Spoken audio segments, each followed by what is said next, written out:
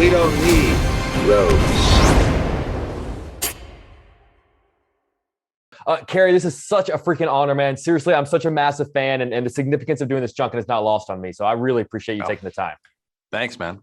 I'm going to jump into this. You know, as a director, you have to figure out the shooting schedule that best suits the filming of the movie. But that means you know early on what Daniel's last shot as Bond is going to be. So how much does this is the last time he'll ever play Bond weigh into what the sequences you're going to film at the very end? Well, I would like to say we shot chronologically, but we didn't. As you said, you know, the schedule sometimes works based on like sort of what you want and with your best intentions, and sometimes what you need to do based on accidents or things that kind of happens that changes the order of things, actor availability, whatnot. But you know, we were working on the script very, very late into the process, like pretty much right up until the end. So even though I knew kind of what might be the last shot or what might be the last scene, or when we're going to say goodbye to characters we've met and loved and learned to sort of love, what is that shot? Don't always know what it is, but I know the feeling I want out of that moment.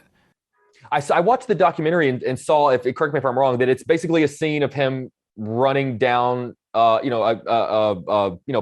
and then taking a right. So do you have to go to him and say like, hey, heads up, like this is what your last shot as Bond is going to be? Oh no, he knows it. He knows. I mean, he knows it's going to be somewhere in there. I mean, so that's a perfect example of a sequence that we had to shoot completely out of order because Daniel had injured his ankle early on. So that whole sequence was supposed to have been shot in May or June. I can't remember when it was exactly, and ended up being partially shot then and then completed in the latter part. So we had all these little sort of snippets that we left out shooting in the first part because we didn't have Daniel, and then move it to the end. And so on that day, we definitely didn't want to end on a random shot on a list of shots we knew we needed, rather to end with Daniel so that we could all celebrate, that departure. So he knew it would be, in that sequence that we were shooting that day in that hallway. But it didn't. Looking back now, it was so fitting that it was him, running away from camera. I love that. I absolutely love that. Not to keep going into this, but I'm so curious. Had he not had that accident and changed what you guys were going to film, do you know what his other last shot would have been? I try to remember the order in which we shot things. It's like 2 years ago now. I don't mean to put you on spot. I know it's been a while. Who knows? The whole order of the film would have been completely different then, actually, because I'm sure it all dominoes. The cookie crumbles the way it does, but by the end, you're oftentimes just shooting little tiny pieces, that got dropped at different parts along the way that you want to make sure you get for the edit.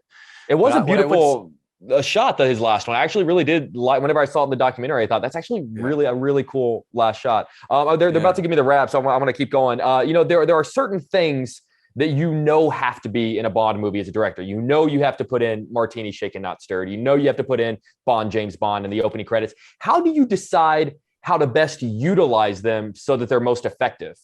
I mean, a lot of smart people are involved in that sort of story creation stuff. I mean, we had, Robert Neal, we had Phoebe, we had the producers, we had Daniel. A lot of people were there to kind of be like, well, what if we played the Bond, James Bond like this, or here's a really fun way to do the Q revelation of like the new devices are going to be used in the latter half of the story. Here's working with special effects in the car and be like, well, how can we update the DB5 to be like what people expect, but some fun little surprises inside of it as well.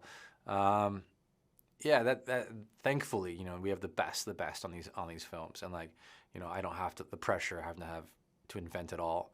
And that's also part of the joy of just like throwing things up and seeing what sticks. And I think we got some fun ones in this one.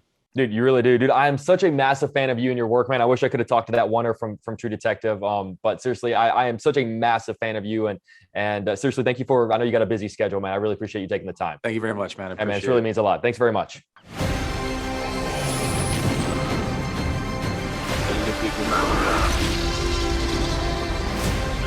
Where we're going, we don't need roads.